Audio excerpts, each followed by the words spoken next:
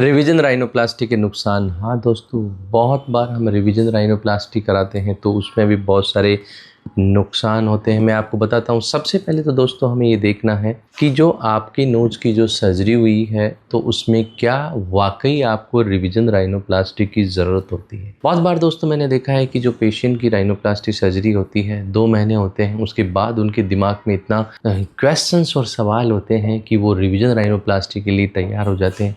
सो दोस्तों कुछ ऐसी चीज़ें हैं जो हमें ये देखना चाहिए कि अगर ऐसा हो रहा है तो अभी हमें रिवीजन राइनोप्लास्टी सर्जरी की ज़रूरत है। मैं आपको बता देता हूँ, अगर किसी का नोज़ बहुत ज़्यादा डेविएटेड है एंड सर्जन ने राइनोप्लास्टी की है तो कुछ समय तक हो सकता है कि आपका नोज़ डेविएशन अपीयर हो, क्योंकि वो स्किन के कारण हमें ऐसा लगता है। बहुत बार क्या है कि नाक जो है ब्रॉड और बड़ा होता है, उसके कारण भी थोड़ा सा क्या है कि हमारे दिमाग में ऐसा आता है कि मेरे रिजल्ट्स ठीक से नहीं आए।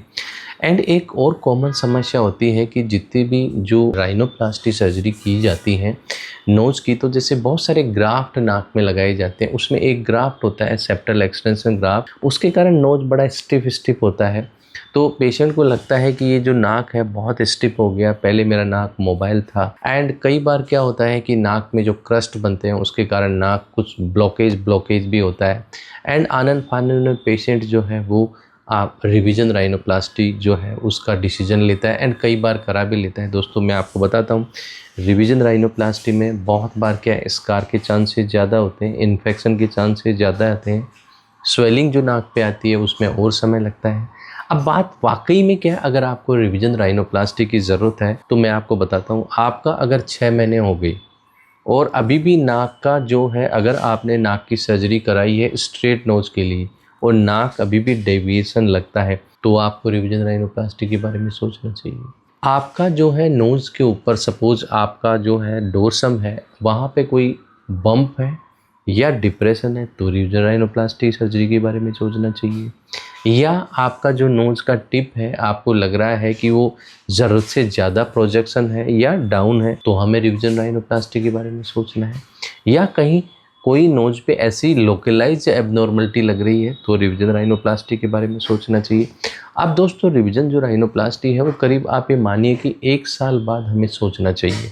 तो उस टाइम क्या है, जो भी रिजल्ट और उसके साथ में जो भी और भी कुछ करना है वो साथ में जो है वो किया जा सकता है। बट जेन्युइन टाइम जो है वो 1 साल है।